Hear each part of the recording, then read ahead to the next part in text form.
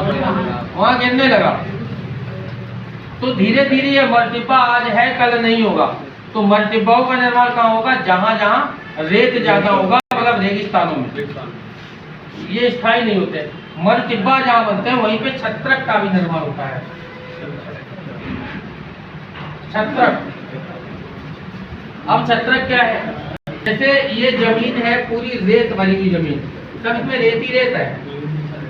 जैसे हमारे यहाँ इंडिया में थार का मरुस्थल, राजस्थान पूरा क्या है? रेत ही रेत है। अब तूफान आया तो इस रेत को उसने उठाया, तूफान से कण उठते चले गए यहाँ से, लेकिन कण उठे साथ में वहां पे कोई चट्टान थी। जैसे अगर ये इतनी ये यहाँ पे चट्टान है और पूरा रेत पड़ा हुआ है, तो चट्टान तो उठेगी नहीं, चट्टान तो उठनी नहीं है। क्या होता है? रेत उठ रहा है। जो चट्टान बराबर में नीचे दबी हुई थी तो रेत उठ गया, लेकिन ये जो चट्टान थी ये यहाँ बनी रही। तो ये जो ऊंचाई पे जो भाग बना होता है और जो लगातार बालू जो बह रही होती है, ये चट्टान को भी इसको काट रही होती है, टकरा टकरा के काट रही होती है। तो कुछ ऐसी आकृति बन जाती है, ऐसी छातानुमा आकृति। रेगिस्तानों में कई जगह पे छातानुमा आकृतियां दिखती हैं, उनको क्या कहते हैं? छत्रक। छत्रक का निर्माण कहाँ होगा? हमेशा रेगिस्तान में होगा। मलटिब्बा का निर्माण भी कहाँ होगा? रेगिस्तान में होगा। और इन सबका कारण क्या होता है? वायु, हवा के द्वारा ही छत्रक का निर्माण भी होगा, मलटिब्बा का निर्माण भी होगा।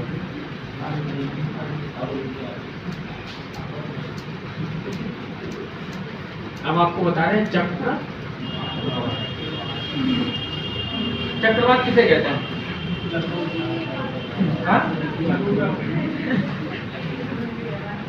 चक्रवात किसे कहते हैं? किसको पता है? नहीं पता हो कुछ तो पता ही होगा।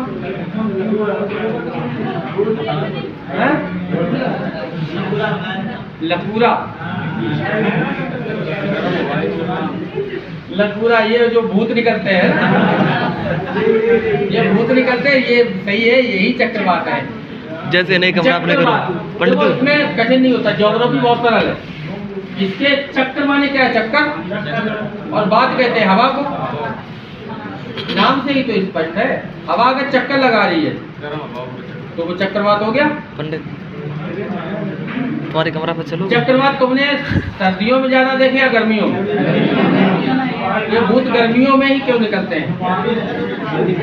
मतलब सर्दियों में भूत क्यों नहीं निकलते?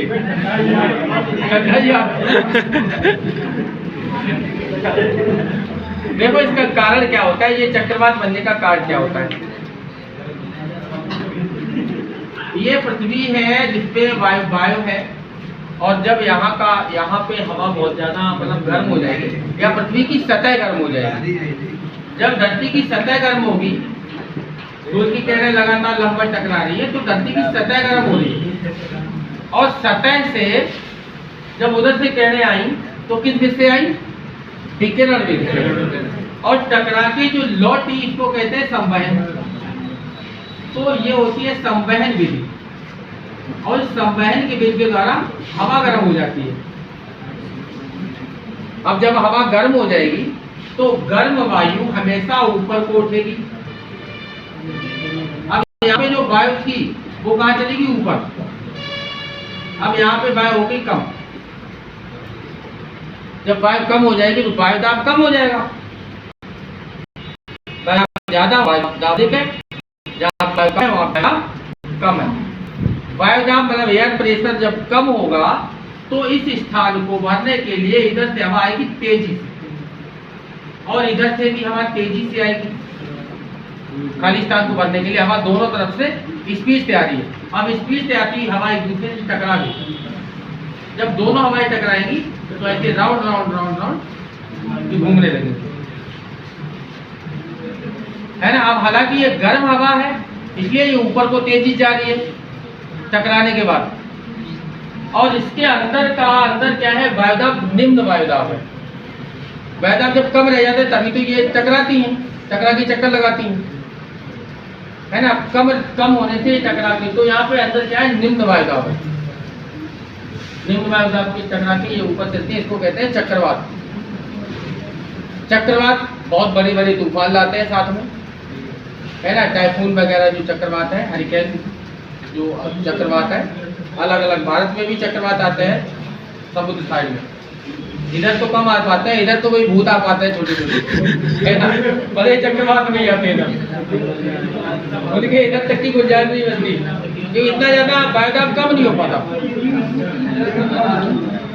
संदीप नहीं, तो ये निर्माण होता है चक्रवात का। एक और होता है, उसको कहते हैं प्रति चक्रवात।